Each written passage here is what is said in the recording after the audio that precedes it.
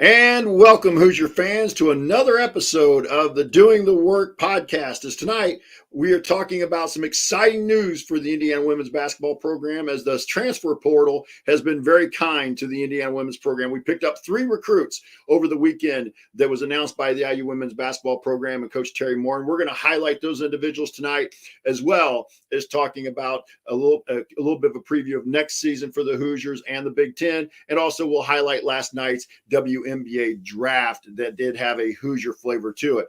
I'm your host, Jeff Marlowe, here with my co-host, Kathy Amos, and we'll be breaking it all down for you on tonight's edition of Doing the Work, the new show on the Back Home Network dedicated to covering IU women's basketball. Let's start this show the way we start every show, and that is with our banner moment. And Kathy, for me, the banner moment came on Saturday morning when former Indiana Miss Basketball Sydney Parish announced that she would be enrolling at Indiana to join the Indiana women's program. She'd announced earlier that she was leaving Oregon, where she had committed after her junior year of high school.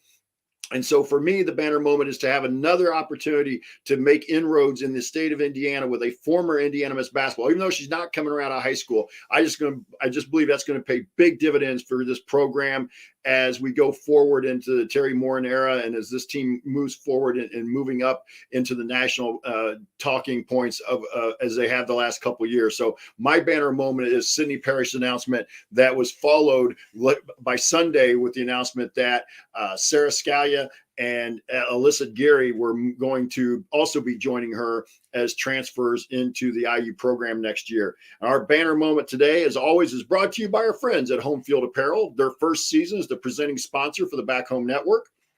Did you know when you go to the IU collection, you'll find a T-shirt commemorating the 1983 season when Indiana women won the Big Ten and made its first NCAA tournament appearance? And if you support other college teams or have people in your life who do, Home Field Apparel has something for them too. Their product line now extends to more than 120 different schools with unique vintage logos for all of them. And no matter what you buy, you know it will be comfortable and the colors will last through many washings. Plus, you're supporting an Indiana-based company that came up through Kelly. What could be better than that? Go to homefieldapparel.com and use our promo code HOME, HOME, HOME, to get 15% off your entire first order. That's promo code HOME for 15% off. And once again, the website is homefieldapparel.com. Wear one for the team. And as I said, tonight we have a special podcast as we look to 3 recent transfers, a sneak peek at next season, and again, a recap of the WNBA draft. So it's time to move the ball, find the open player, and get some opening thoughts from the rest of our team. And I'm going to throw it over to my co-host, Kathy Amos, for the Amos Angle.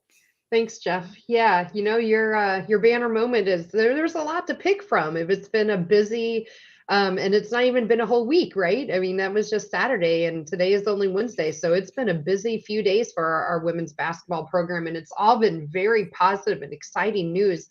In fact, I was actually working out when the news broke for Sydney Parish committee. And I know we had privately talked about, hoping that was the possibility. And so when I got done working out, I opened my phone and I had all these text messages and Twitter messages. And I was like, oh my gosh, what the heck happened? And I look and I'm like, oh, well, this is just exciting news. And it really kind of changed my trajectory for the rest of that morning as I started talking with other folks about it. And, and overall now we have these 3 great transfers coming in. And, at the end of last year, our question that we had, our lingering question, if you will, was who's going to replace our Allie Patberg, Nicole Cardano-Hillary, and Alexa Goulbe?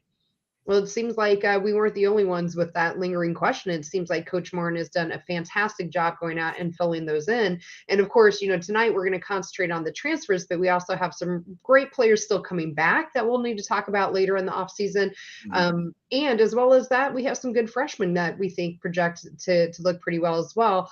Again, tonight just focusing on the transfers, but I think overall this makes us look really great in terms of depth as well, and not just replacing those 3 starters that we were losing last year, as well as Grace Wagner, who left us as well. So we lost four key players last year.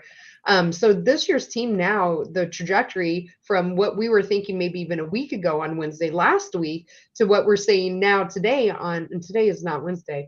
Today's Tuesday. Today is Tuesday. I've been doing that all day. So what we're saying today on Tuesday, is completely a 180-degree turn for us, and all in a positive direction. So very excited to talk to you tonight about our three incoming ladies. Yeah, and I think one thing we need to point out here, you and Ari were texting a little bit. I think Ari's pointed this out on Twitter. There are different rules for the women's program as opposed to the men's program. I saw some things on Twitter and things like worrying kind of about scholarship numbers. The women's basketball teams around the country, because of Title IX rules and with football being calculated in, they get 15 scholarships while the men only get 13. So there are no worries about oversigns or anything like that with that right now. So for those who are the workaholics there in the chat, and glad you guys are all here, and for anybody who's listening to us after the live show, the women actually have more slots available than the men do. So they're not in any danger with anything like that. So as we continue the Doing the Work podcast, we're going to take a look at our newest Hoosiers to Coach Terry Morin's program. I'm Jeff Marlowe here with my co-host Kathy Amos. And you know what, Kathy, I'm going to let you go first. And let's go with the first person we had that announced over the weekend. That was Sydney Parish. Yeah, I'll just maybe highlight a little bit about her background first before we talk about maybe what she did at Oregon. I don't want to take everything all at once. So I'll talk a little bit about where she came from. So Sydney Parish is from Hamilton Southeastern High School, which is in Fishers, Indiana. She was actually Miss Basketball there. This makes our fifth Miss Basketball to come to Indiana in our program history. That follows Lori Minderding in '87, Marla Inman in '92, Allie Papperg, of course, was Miss Indiana in 2015, then Jory Allen in 2019. In terms of ranking coming out of high school, she was I believe the 30th ranked recruit in her class overall.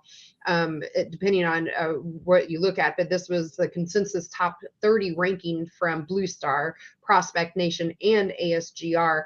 And this makes her the highest recruit ever into our women's program, according to ESPN. So that just passed Allie Papperg when she joined us. So from, very highly touted recruit. And of course, she had committed to Oregon. She spent 2 years there, and I'm sure we'll get into a little more in depth about her Oregon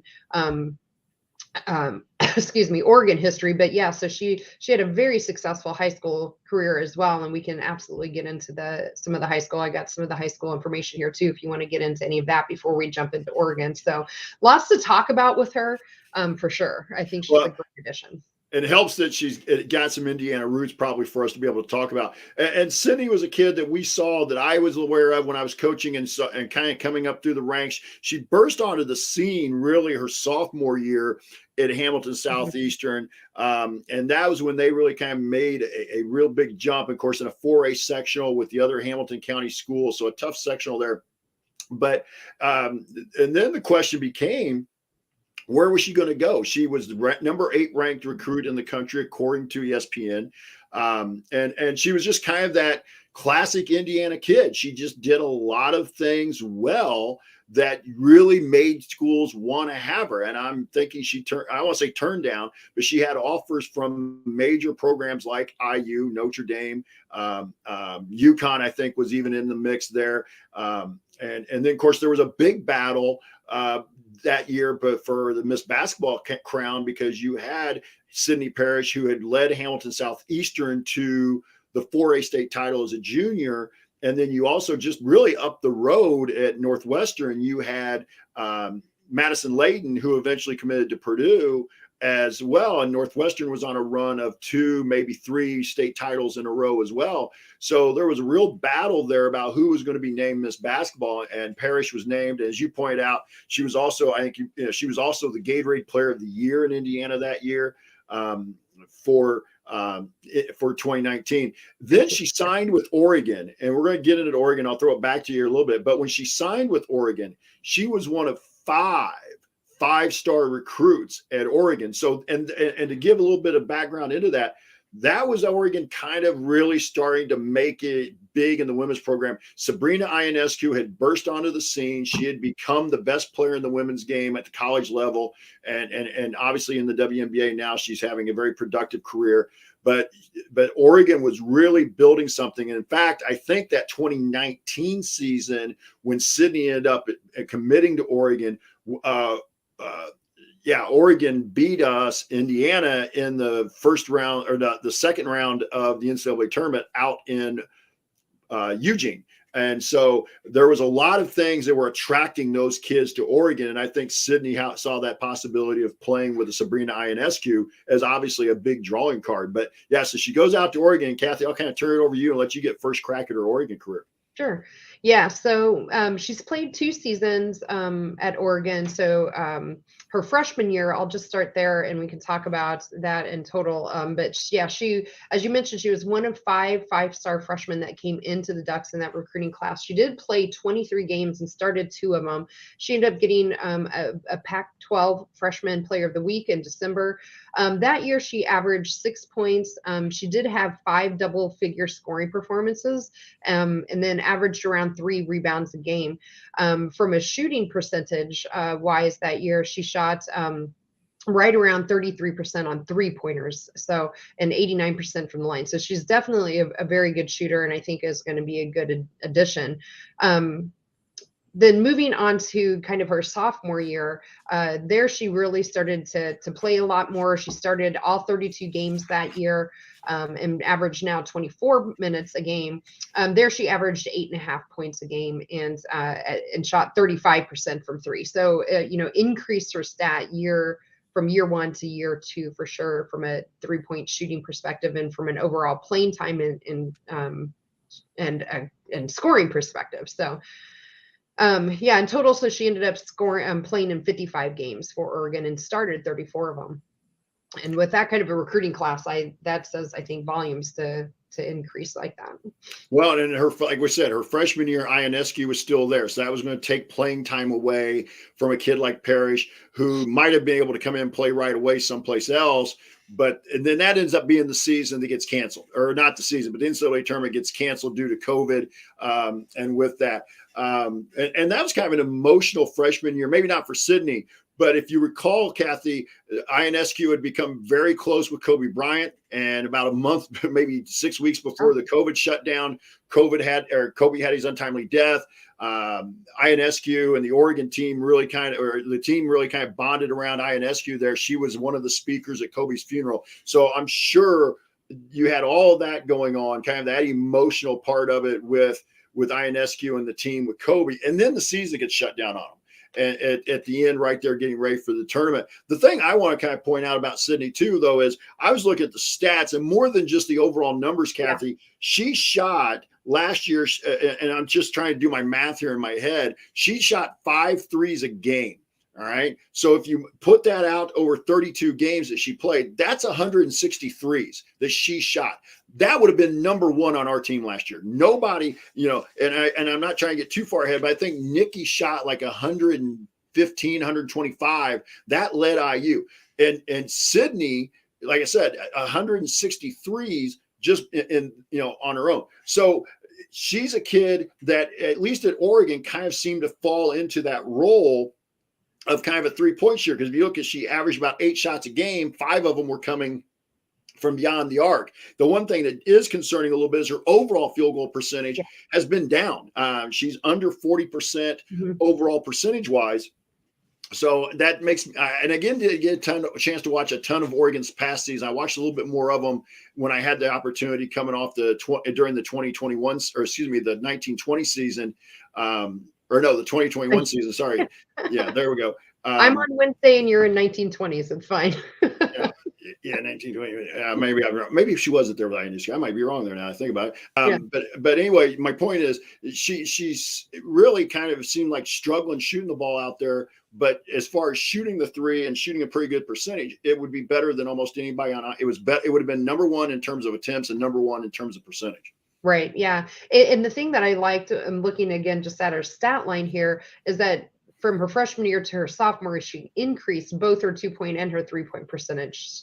So, if you continue that trajectory, then it's great. I mean, from a overall field goal percentage, she shot 38% her second year, her sophomore season. The other thing, when I watched some a few that I could find of her on YouTube of some videos of her games this year, especially.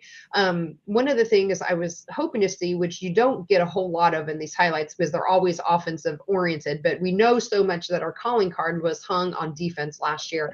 And they actually highlighted some of her defensive performance on some of the clips I found, which to me, if you can actually, I don't know, maybe this is my own misconception of finding highlights of players, but if you could actually find defensive clips of players, to me that probably indicates that she is going to be probably pretty good on the defensive end as well.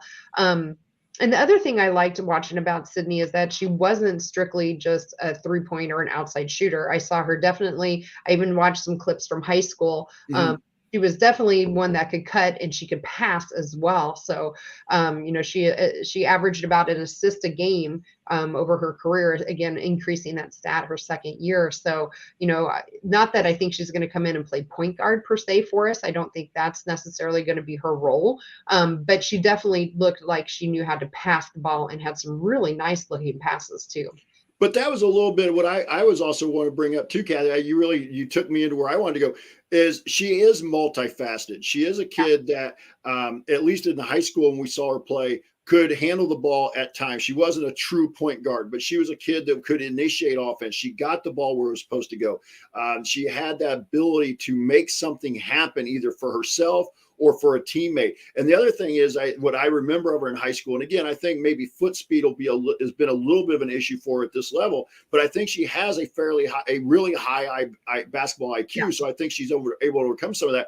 So she's kind of what we used to call the classic 3 and D: shoot the three, play D, be able to defend multiple spots. And I think that's one thing. Again, I'm not trying to take away from our next segment where we're going to talk about next season's team. But I think it really does open possibilities for how you match up with some teams next year.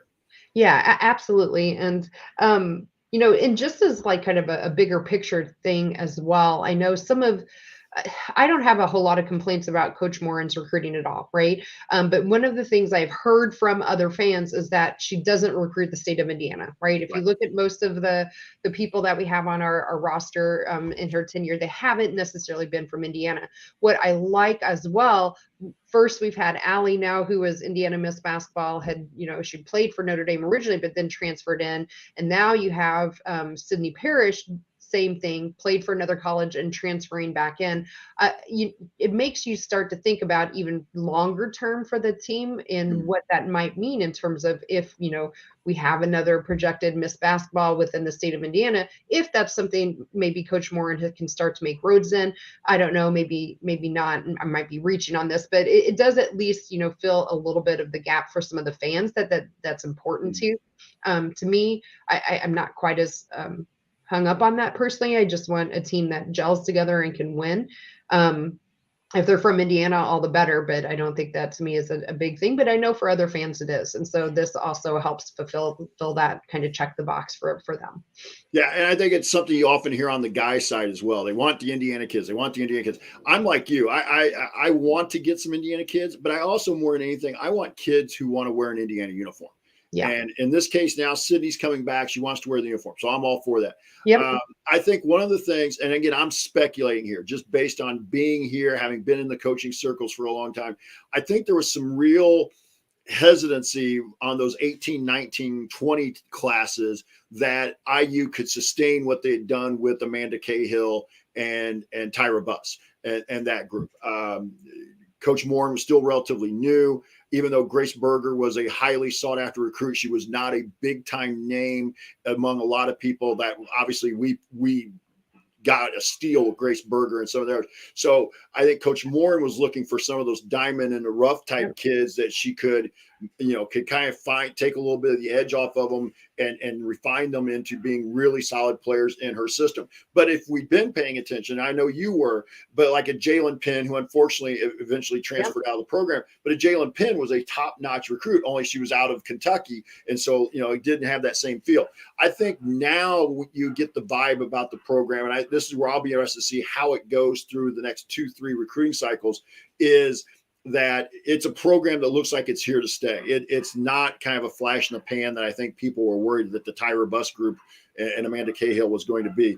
They was going to be they were going to be kids that there's kids now that'll look at IU as that type of destination, the way they used to look at Purdue, the way they used to look at Notre Dame. And Ari, yes, I know that Grace was a 5-star recruit, but women's recruiting is not known across the state and across the country the way men's recruiting is. And so if you weren't from Indiana, a lot of the average Indiana fans didn't know they were top level recruits. And that's all I'm trying to say. Yes, Grace Berger, I'll take any day of the week in a recruiting battle. But I'm just saying that people see the Indiana kids going, like we have a couple kids this year who have already committed either this year or next year coming out of the senior classes for these next couple of years. They've already committed to UConn. And again, when UConn comes calling, it's kind of like Duke, right. It's going to get them. But you've got a girl, the Reynolds girl up at South Bend, Washington, that committed to Maryland and such. So there's kids like that have gone other places that have made IU fans be like, why can't we keep those kids in state? I think now you will start to see that. Yeah, absolutely. So I think this bodes well too, right? And it also, there are lingering questions we might have had is with the new transfer portal, and how that is, and how is Coach Moran going to be able to recruit that? Well, I think she's at least this year, she's shown us she and her coaching staff are going to do just fine with it. Yes, I agree. So I'll throw it to you here. Let's talk about kind of maybe the surprise of the group, and that was Sarah Scalia from Minnesota deciding she put her name into the transfer portal. Hadn't as far as we were concerned, really was not. I didn't see that on the radar at all. So here comes Sarah Scalia. They announced that, I believe, on Sunday that Scalia was going to be transferring in. So I'll kind of give you the first opportunity to talk about Scalia. Yeah, absolutely. So again, I'll start with just giving some background for maybe folks that don't know Sarah Scalia, but Sarah comes to us by way of Minnesota, the University of Minnesota, where she's played for 3 years.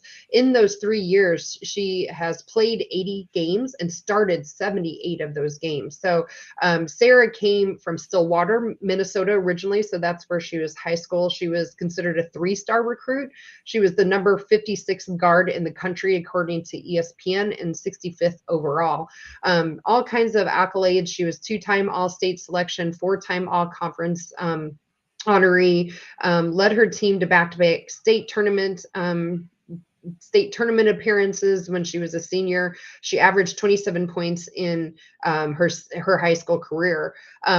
At Minnesota, and I'll just stop here and let this sink in for everyone, and then I'll kick it to you, Jeff, and you can talk as much as you want about her stats, but Scalia can light it up. She, in 3 years, shot 38% from 3, which included 41% from 3-point last year.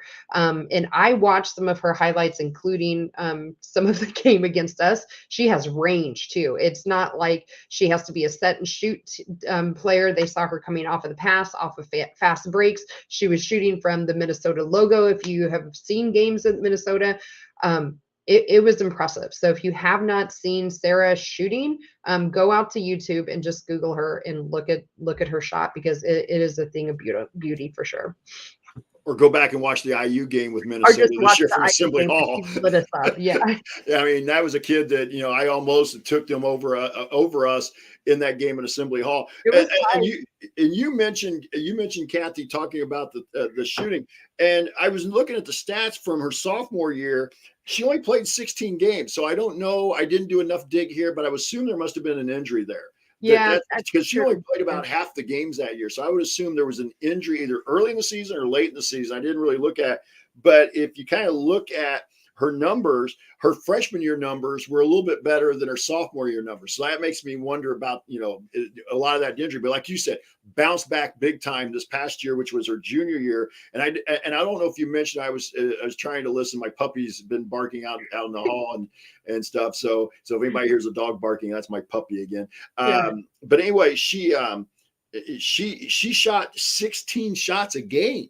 I mean, she's a volume type shooter. And again, a little bit under 40% for the season this year. But, she, like you said, she can fill it up. And somebody pointed out on Twitter, or maybe even in the chat earlier with the Workaholics, her range rivals or maybe better than Caitlin Clark's. Absolutely. And let me interject real quick. Tony had put a stat in here that she actually hit 20 more threes, but she took 5 fewer shots than Caitlin Clark. Yeah. Yeah. And somebody had posted that on Twitter too. So thank you, Tony. And I did the math real quick. She shot 8 threes a game. So you do the math. Yep. She shot 200 and I'm going a little bit of off math here, but roughly 264 threes last year. That's I just can't fathom that number. Watching our team, who did not shoot very many threes, she's probably, I mean, she would have had 264. I know I got the stats here real quick. I'll look it up. 264. We shot 485 as a team, 485 as a team. So she was past halfway for what our numbers were. So I think you can see, not only did you talk about recruiting earlier with Sydney Parish, and we talked about that, but I think you also see that Coach Moore understands that for this team to maybe get to the next level, to make that step to a Final Four, you got to spread the ball out a little bit more and give Mac and Grace more room, because we just didn't have that the last couple of years. No, we didn't. I mean, Chloe was coming on for us at the end of the year with our 3-point shooting, but nothing that I think we could say we had a real 3-point shooting threat. No, we didn't have a real consistent shooter like what Sarah is projecting to be for us, which she's already proven that she can do in Big Ten play and in the NCAA. So yeah, I'm really excited about her as well. And as you mentioned, she was the surprise. I had, no idea that she was on the radar. At least with Sydney, we knew she was, it was a big announcement when she was announcing she was transferring. And then I hadn't heard anything about Sarah. So yeah, so she's about 5'10", but so now she's got 2 years of eligibility should she want it. So she's got 3 years that she's played, and she's got that COVID year as well should she want it. So in addition, she averaged around 2 assists a game last year as well too. So again, knows how to shoot it. And I saw a couple of clips where she was driving the ball pretty well, as not quite as I would say mobile as what I saw with Sydney, but definitely had some good moves and again, like good basketball IQ. But I really think she's probably being brought in, most likely, obviously. If you're a 41% 3-point shooter, you're brought in for your shooting. And I want to thank Ari for pointing out in the Workaholic chat that she was playing through a separated shoulder, he says, her sophomore year. So that would explain some of the numbers being down and why she didn't play some games. I mean, a separated shoulder can be a painful injury to begin with, and then try to play either through it or coming back off of it, I'm sure affected her shot a little bit. Anything you want to add about Sarah? No, I think you really just, again, I would encourage folks to just go out there and to YouTube and, just look at some highlights from her shooting the ball. And I think hopefully you'll be just as excited about her as, as I am as well. So I think she's a great addition. It definitely fills a gap that we had, like you mentioned last year. There was a number of times on our post-game show where we were talking about just consistency in shooting. I think this is a huge gap that she should be able to help fill. And not only that, you mentioned it was, for example, when we were talking about Sydney and kind of hinting around the next year, that again, it just provides depth. It gives you another player that you can kind of plug into spots. She not only can be a spot up 3-point shooter, she's got a little bit of moxie to her. She averaged 18 points a game, 17.9 to be exact. So that's one that, again, that's a kid that again takes some of the pressure off of if she performs to that level, takes some of the pressure off of Mackenzie Holmes and a Grace Berger, and makes it harder to guard. And then you throw a Sydney Parish into that as somebody who, at least at the high school level, showed she could score. You now have I'm not sure we've had 4 kids in the past who could put up those kinds of numbers together on the same kind of night. This offense could really be something. I'll save some of that for segment 2. So I'll throw it to you. Let's talk about the one that we probably don't know as much about, the young woman from Providence coming in, Alyssa Geary. Yeah, so Alyssa actually announced her transfer back in March. That was during the tournament. So this is one gal we've actually known about here for a little while. So Alyssa comes to us by way of Providence. She went to Trinity High School and to Nazareth Academy. I couldn't quite find exactly where that's at. So Elmhurst, Illinois. Illinois. Thank you. Okay. So there it is. Yeah. She was not a ranked recruit coming out of high school. She did play in 118 games in her four years at Providence, and she started 63 of them. And it is, again, it's a trajectory that you kind of like to see. She started out, around 3 points a game. increased to a high of 11 points per game her junior year and held that around just at 10 her senior year. What I like about her is she brings some height to our team. So she's 6'4", 6'4" tall, and this will be her last year of eligibility. But again, she projects to kind of maybe fulfill some of that slot where Alexa Golbe has kind of left vacant for us. So I think she's definitely going to be able to play a little bit more down low and help Mackenzie down there a little bit. But I like the way when I saw some of her Providence highlights, which again, it was kind of hard to find some of them. She looked like she was very comfortable as well, shooting, a little bit from outside and not strictly an under the basket kind of player, but she looked like she could really rebound as well. Well, and that really does help you fill that Alexa Golbe role, because that was kind of Lex's role. Could step out on the floor, hit the three, especially when she was on the floor at the same time as Mac or as Brown. But when she had to go down, when they were off the floor, Lex had to go down to the post. And I think you'll see the same thing out of Geary. I really think that's the role she's been brought in to fulfill. And so I'm not as, again, her numbers weren't gaudy at Providence, but she was a solid player on a Big East team, a high major team. So I'm just really looking forward to seeing what she can bring. She didn't shoot a lot of threes. She shot about 2.5 threes per game, and her percentage was really down. So I'm not sure we'll see quite the same type of Alexa Golbe rate of threes, but I think maybe more makes me wonder if she's more of a 15-foot type kid. And I know a lot of people say that's the worst shot in basketball now. I really think that the mid-range game and the women's game is still a vital thing. So if you can take a kid like that and just, again, space away from Mac in the post. And of course, Mac showed last year that she's been working on her 3-point game. So I just really think that this is a great pickup. She gives you a chance to fill in. I want to say they got caught by surprise, but obviously Lex not taking her COVID year was a big thing, because obviously we all would have liked to see Lex come back and have another year. But so I think they went out and found a pretty good, at least on paper, replacement. Yeah, and if you ignore the 3-point shooting percentage, her field goal percentage overall is right at 40% in her 40 years. So she clearly is not a distance shooter, which is fine. Again, we just talked about Sydney Parish and Sarah Scalia coming in. We don't necessarily need that. I mean, we have Chloe still on the bench, and who you don't know what our freshmen are going to do, and Caitlin Peterson could also take a jump for us there as well. That's not the role I think that she is coming in here to play. The other thing I like to see in her highlights is that she can actually block. And I know if you look at her block average, it's only around 1 block per game. But she looked to have a good defensive position and was able to block a few nice looking shots down low. And so that was, again, something back to what I was talking about with Sydney. If you're getting some of your defensive highlights onto your highlight reel, to me, that at least indicates there's some at least good potential for some defensive performances there from her. Yeah, and there were games this past year. The one stat I was going to point out here actually goes for all three of them, Kathy, that there were a couple of games this year where we talked after the game about free throw shooting woes. Yes. And Parish and Scalia and Geary all shot over at or well above 80% last year from the free throw line. Now, hopefully I'm not going to jinx this. Geary had a really rough year her sophomore year. She only shot 48% from the free throw line. I can't explain that other than just probably got to be almost a in your head type thing, but she shot 75% as a freshman. She shot 78% as a junior. She shot 82% last year. So I think this is a kid that I'm not too worried about that. But if you look at Scalia, I was doing looking at her stats real quick on Scalia. I should say, I keep trying to say it's got Scalia. We believe it's Scalia. She's a career. Scalia is a career 89% free throw shooter. She shot 92% last year, and Parish is a career 81%. Yeah. So yeah, I was looking at that as well. So that was exactly where I was going to go next. So perfect. It's like we've been doing this kind of thing together for a year. It's good.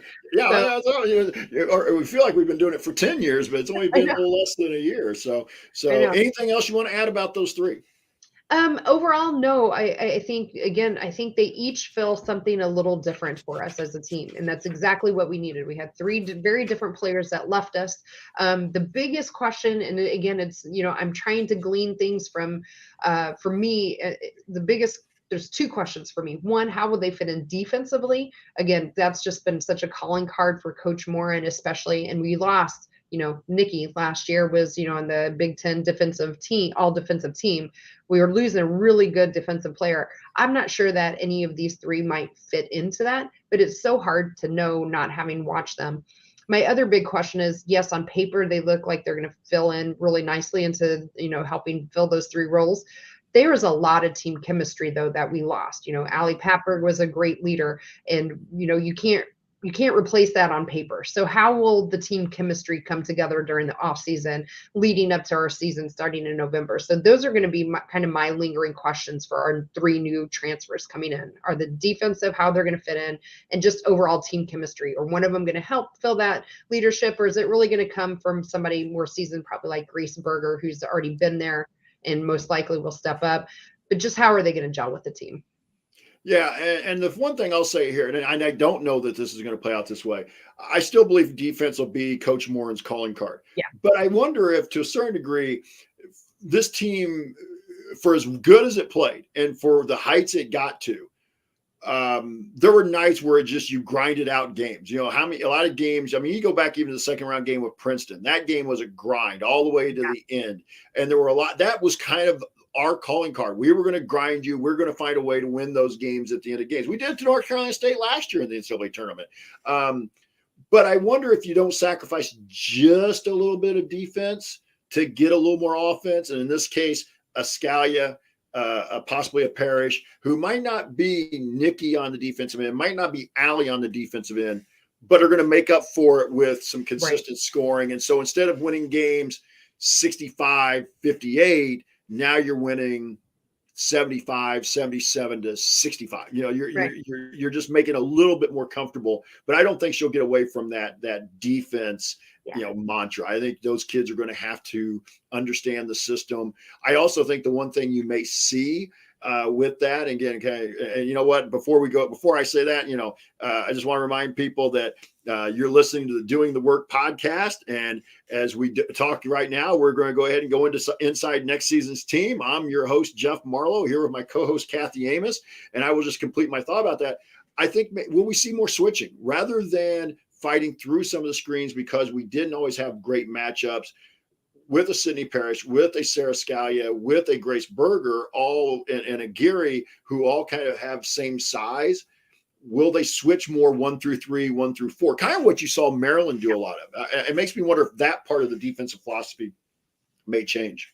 Yeah, I could definitely see that, especially, again, losing Nikki and Allie for that matter. I know, we always talk about Nikki's defense, but there were definitely games where Allie's defense, they put her on some of the best players on the other team. Mm-hmm. So we lost not really just Nikki, but Allie as well in terms of defense. So I can see that, yes, it's still going to be a calling card. It's still going to be something that they focus on, but I can see that maybe you have to do your scheme and start switching a little more, like you were saying, for sure.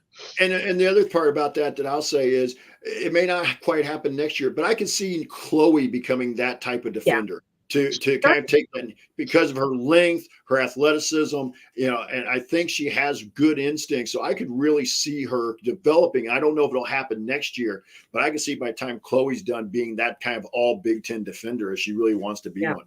Yeah, I could see that too. And I thought, especially in that, in the tournament and in the Big Ten run as well, we started seeing some glimpses of Chloe out there, kind of being a little bit of a gnat, like Nikki maybe was starting to get into her. And so that makes me excited as well.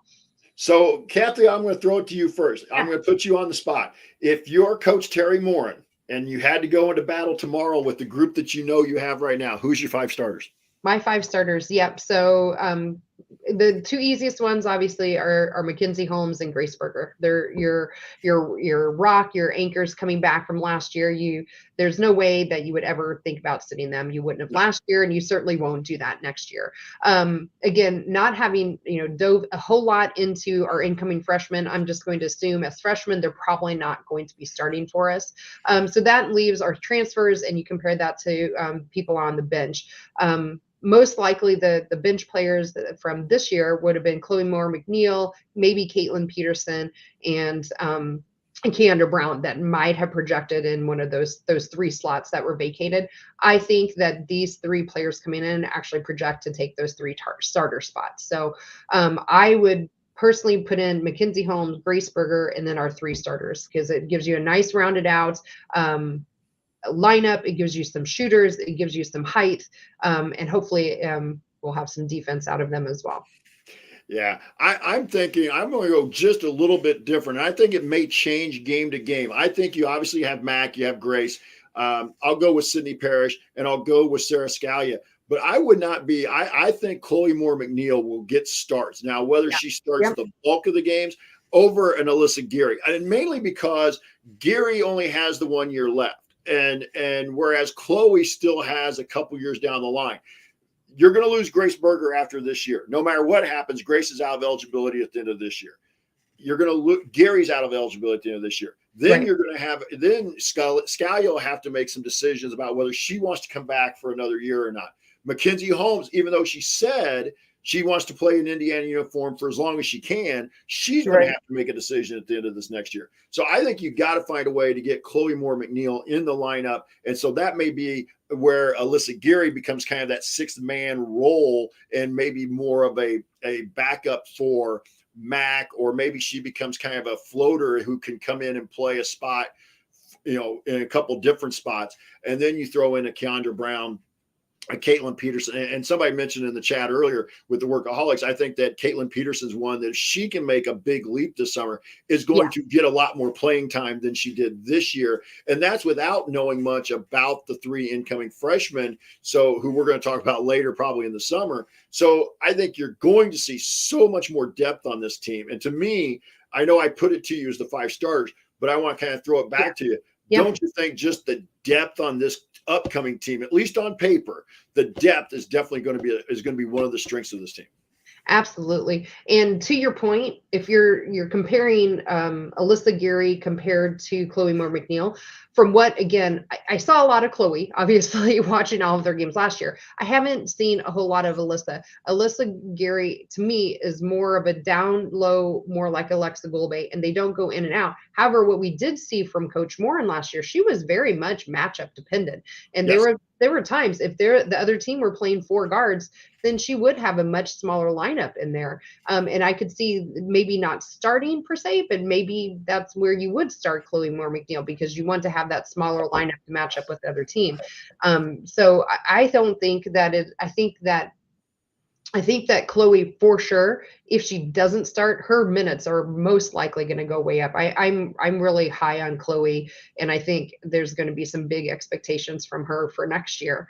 And then it gets a little tricky with Keandra Brown. I think having her coming in and helping with Mackenzie, I don't see her and Mackenzie playing side by side a whole lot. I don't remember seeing that much this past season.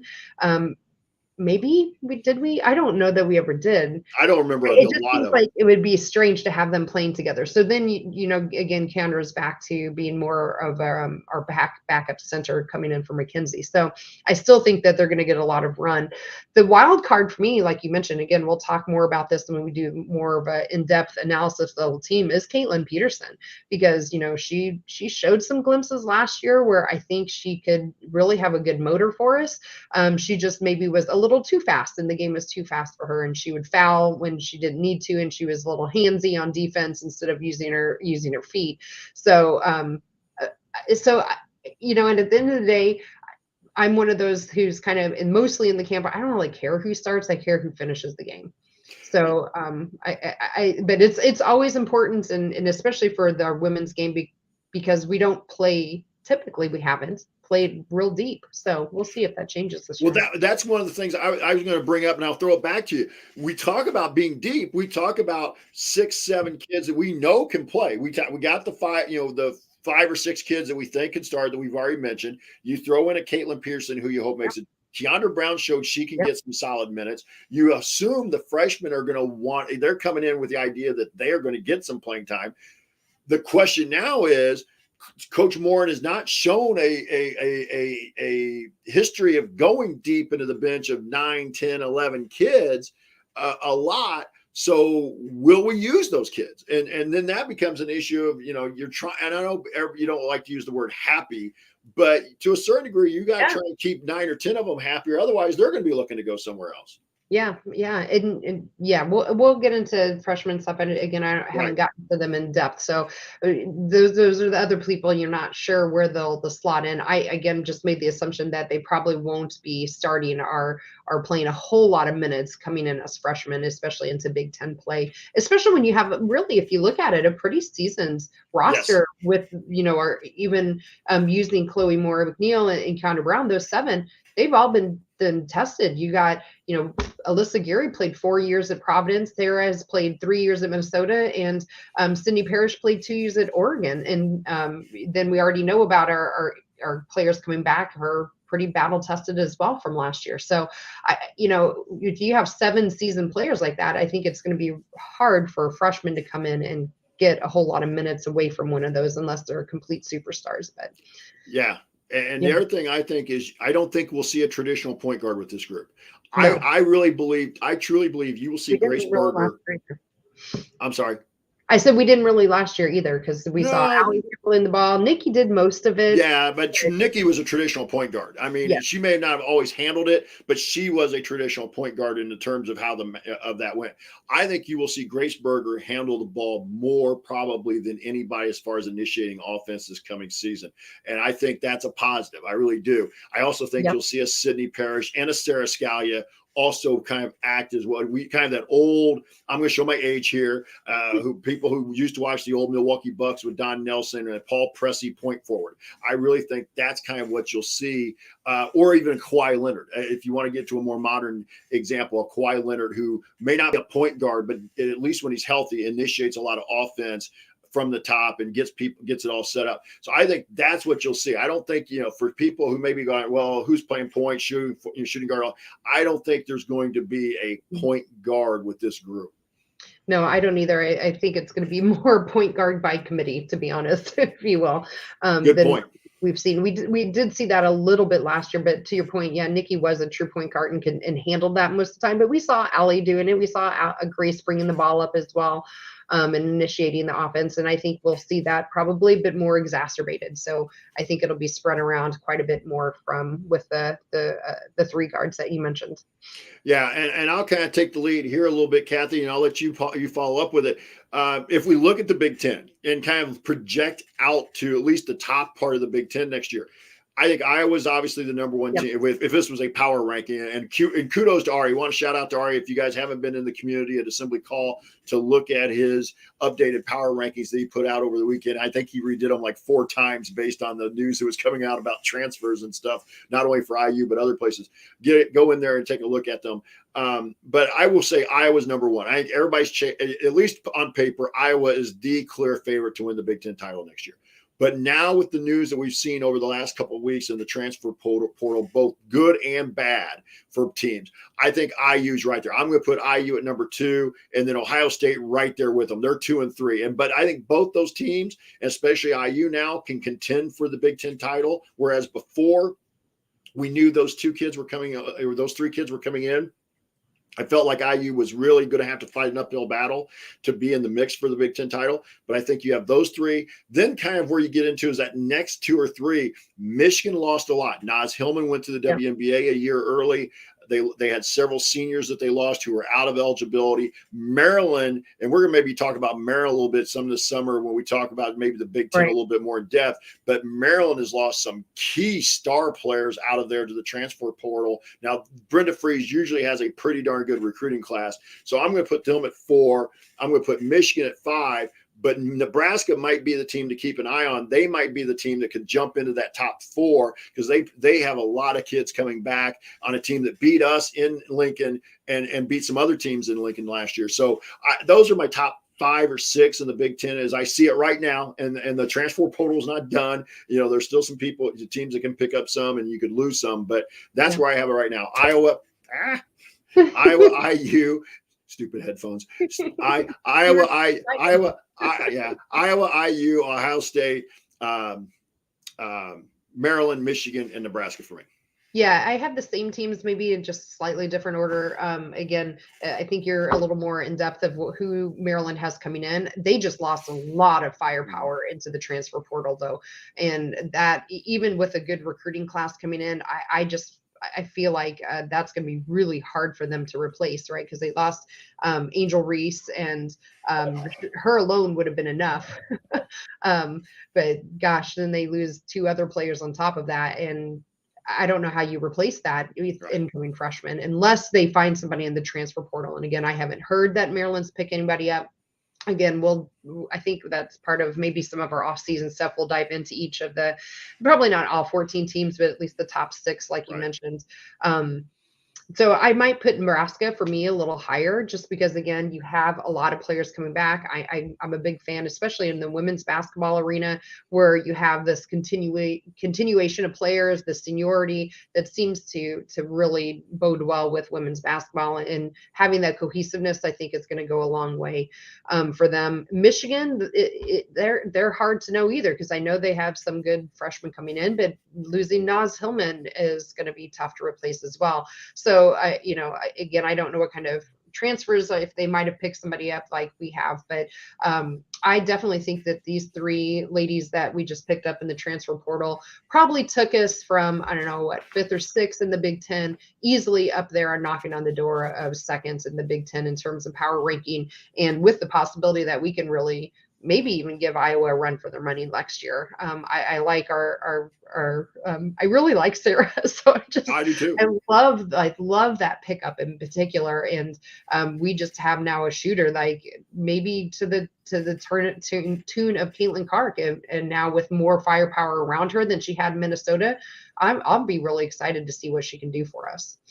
I am too. So you're listening to the Doing the Work IU podcast. You can find us at our website, assemblycall.com. Also, make sure you sign up for our free IU Hoops email newsletter. Over 9,000. We're closing in on almost 10,000. We're probably already there. We haven't updated the numbers for a while, but roughly 10,000 of your fellow IU fans have subscribed. Join for free today at join.assemblycall.com. That's join.assemblycall.com.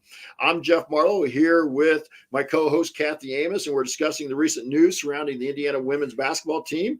And remember to check out our friends at Home Field Apparel. Use the promo code HOME at checkout to get 15% off your first order. And we're going to head to last call here, and I'm going to throw it to Kathy first. And Kathy, last call to you first, but I'll kind of let you take it from there. Yeah. I think for our last call, maybe, Jeff, we should talk about the WNBA draft real quick. I didn't want to totally say that, but I was hoping you would go to.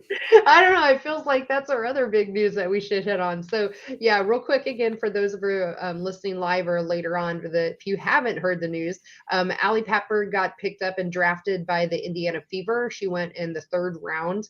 And then on top of that, Alexa Gulbe just signed today an actual contract to go play for Connecticut in terms of their spring ball summer league that they have to try to get picked up by them. So 2 really just exciting things to hear about for our women coming out. So so she has a training camp. I think it's called a training camp contract, right? Yes. In the women's side. So I'll confess, Jeff, I don't know much about WNBA. I don't watch the men's NBA. I don't watch the WNBA. So but what I do watch is where our Hoosiers are going, and I'm just so excited that they wanted to continue their basketball career in one fashion or another. And I love the fact that Alexa, I know she had mentioned she wanted to go back to Europe, but this gives her an opportunity to get into the WNBA, and this is great. So I well deserved by both of them, and I'm very excited, especially with Allie getting to stay home. So how exciting for her parents too.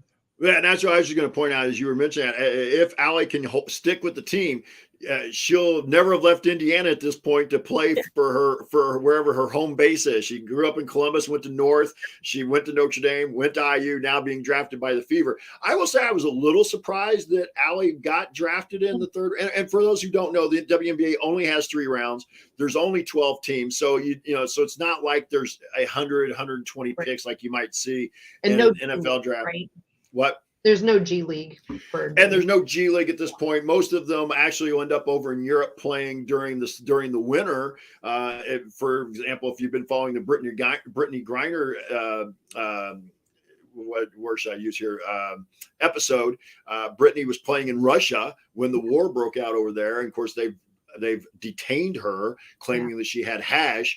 But that's not uncommon for even our WNBA's biggest stars to be over in Europe playing in the winter. I thought great for Lex, because I wasn't, for her, I was like you. I think I thought she was pretty much like, I'm going home. I'm going to go back to Europe and play. But obviously she'll have a chance here. She can stick and then still also go back and play. So, but I think what's important is that by getting drafted by Allie and Lex getting a tryout, it gets those WNBA individuals thinking about IU's basketball program. Right. And where I'll go with this is next year, Grace is out of eligibility. And having talked with Grace a little bit on the podcast, she wants to play at the next level. I don't think anybody is like, wow, didn't know that. But, so I think it puts them, and I think people have been noticing her. There was a tweet right before the NCAA tournament, or maybe during the Big Ten tournament, that Skylar Diggins had out about Grace, about basically that, Grace Berger is on fire or something like that. So players in the WNBA are noticing. So some of the execs are. And then Mac has that decision to make that we mentioned earlier. She could go to the WNBA next year, after next season, or come back for another year. Right. And I think I will take this moment to explain in the WNBA rules, it's hard to leave early. You can leave after your junior year, but you also have to be on track to graduate by the end of your junior year under the WNBA rules. Now, there's been some talk about changing that, because I hate to call it the Caitlin Clark effect, but it's kind of what it's gotten. It really pushed it. And Paige Records to a certain degree as well. Paige Records can't go to the WNBA yet from UConn because she doesn't meet the age requirements yet. So don't be surprised if in the next collective bargaining contract, and I don't know when exactly that'll be, but that they do something a little bit different to try and get maybe a sophomore class as an eligible class to draft. But I'm really excited about the future, because again, and you got to think that Sarah Scalia may have some hopes to play in the WNBA. Yeah, absolutely. So I think for Allie, if I remember the tweet I saw, she was only one of 4 players that get drafted for us. So, so that was nice to see. And again, having 2 of them really being mentioned now and having a shot to play in the WNBA also bodes well. I would hope for recruiting as well. Yeah, and definitely, because you can point to that. This is a kid, if you want to play at the next level, we've had kids get drafted. Yep, absolutely. So, anything you want to add in here, Kathy? No, just overall, to wrap up my final thoughts, I guess. I'm just so excited for what we're seeing going on with our program right now. There's just so much positive momentum. We had a lot of positive momentum to end the year. I know the tournament ended earlier for the women than they wanted it to be, but I still thought that they had a great season last year, ended on a high note, and boy, they're just continuing it right along. And then you see the tweets coming out from Grace and from Mackenzie and from Ariel Wisney, and supporting the women that are leaving, and supporting and embracing immediately the women coming in. I'm just really high on this team and this program, and I love what Coach Morin is doing, and I'm excited to continue to delve deeper into it throughout the off season, and then get ready again here before we know it, unfortunately, for cold weather to hit us again. But cold weather also brings basketball, so that is all good news. And I just think things are going in such a positive manner for this team right now. I'm super happy for all of them. Well, and I think you really are. I want to agree 100% with you. This team, I think at the end of the season, when the season ended against UConn, I think we all kind of had some questions about where are we going to go? Are we going to be able to maintain what we've done the last couple of years, or would we drop a little bit? Well, Terry Moore has answered that question by going out and getting these 3 transfers. I know we're going to talk about them later in the episodes. I think the freshman. I really am intrigued by this Meister girl who's also coming in from Minnesota as a freshman. The Bargesser girl from Michigan, I've seen a little bit more about, just because I tend to get a little bit more Michigan news, high school news that filtering down this way. But I believe she had a little bit of an injury middle of the season, end of the season, so she may be one that we may not see as much of next year. Hopefully she'll be healthy and that won't be an issue. And speaking of health, I know Kathy, I hate to say I'm speaking for you, but we both want to wish our friend Brian Tonsoni, Coach Tonsoni, who had a health scare here recently, back home, doing better. But we want to wish Coach the best of health. Get well soon, Coach Tonsoni. And so if those of you, especially in the Assembly Call community or who've been following along on AC Radio, know who Coach is. Yep, I was gonna say the same thing. So big heart thoughts going out to Coach, and know that we're all pulling for you and thinking of you, and wishing you a speedy recovery. So absolutely. Yeah, and so we appreciate all the workaholics who are here tonight. Just awesome to see. We have had over 30 people in the live watching tonight online, and what has been consistently over 30. Man, we're so excited that you guys could join us on an off-season live podcast. And spread the word to your friends. Right now, we're kind of moving around schedule and stuff. We kind of scheduled this one. We had some people like, we need an emergency podcast on Saturday. Well, Kathy and I both had some real life commitments that we had to take care of on Saturday and Sunday before we could get this one up. But we're really excited about doing this and appreciate having all of you here. And want to thank our sponsors and everything. So, Kathy, I'll give you one last chance for any last thoughts or anything if you want to say anything. No, I think overall, just, I'll second that. Yeah, I know we got up to at least around 40 people live watching at one point tonight, and an off-season show that I think that matches some of our post-game live shows as well. So thanks to everyone listening. Thanks to everybody supporting us, especially Ari. He's been very helpful in helping us research all of the players and keeping us up to date on who's coming and who's going within the Big Ten, and really appreciate everything Ari does. He also is behind the scenes helping to produce the show and getting it published out to all the podcast feeds and stuff. So huge thanks to Ari. And thanks, of course, to Jeff. I know, we kind of were up and down with our schedule and trying to figure it out. We're going to try to shoot for doing some shows on a little more regular basis here as the summer continues. So, Jeff, I think we're maybe tentatively trying to shoot for one next Wednesday. Still double checking with content and with schedules and stuff. But with that, want to make sure that this is something that folks want to continue to listen to and that we're serving the purposes. So tonight we covered the transfers. We do have other thoughts for content, but if you have ideas for content that you really want to hear, questions you just want to ask us, post it in the community, shoot us a DM on Twitter, however you can get a hold of us. We're happy to dig in and try to answer your questions as well. Yes. So overall, just a great thank you. And this was a fun show to do. Yeah, it was. It was fun to kind of talk recruiting. Something we had, we kind of started with just the post-game shows. We didn't have any practice. We just started with post-game shows and got on the hit the ground run. So it's kind of fun to actually do some non-game content, and to have 3 recruits like this to talk about was just a fun night. And just want to thank everybody who was participating in the chat as well. That'll do it for us tonight. If you want to see us do the show live and be a part of the live chat, make sure that you subscribe to our YouTube channel, youtube.com/assemblycall. And special thanks to John Ringer of Rig Design for designing our logo. And thank you for listening and watching. We'll be back to talk IU hoops again with you soon. For my co-host, Kathy Amos, I'm Jeff Morrow. Until we see you, keep your elbows in and your eyes on the rim, and go Hoosiers. Yay. Right. Yay. Nice job, Kathy.